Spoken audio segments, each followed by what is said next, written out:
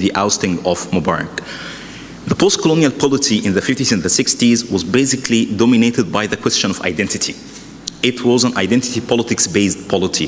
The question was that how can we engineer a new notion of nationhood and citizenship that is homogeneous, that is seamless, that actually can stand to the Western colonialism, while being informed by the model of the Western democracy. However, it is actually prone towards a revival of an Egyptian past, a revival of a golden Arab past, or most notably, a revival of an Islamist past. So we have kind of a construction of identity that is pretty similar to the construction of the identity that we are seeing in Europe now by the right-winger populist, or even sometimes by left-winger populism.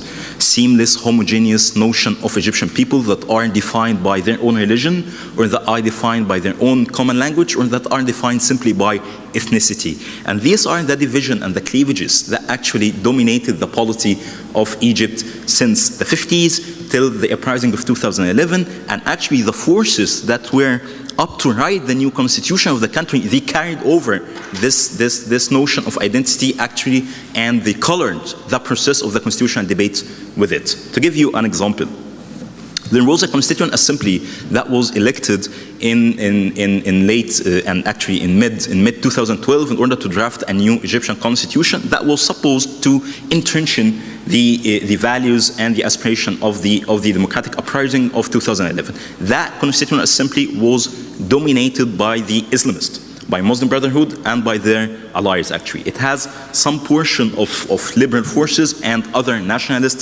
secular or Arab nationalist forces. This constituent assembly was completely hijacked by the identity debate. On one hand, the Islamists saw it as an occasion that they have been waiting for this for so long in order to entrench their own vision about the Egyptian identity in the constitution. More restrictions on the religious freedoms. That was the constitution that was actually adopted in December 2012, by the way. Restrictive clauses on religious freedoms, restrictive clauses on the freedom of expression as far as it overlaps with the question of religion, restrictive clauses on gender, and most notably and most dangerously actually, entrenching or constitutionalizing the de facto oversight by the Islamic religion establishment over the process of legislation itself.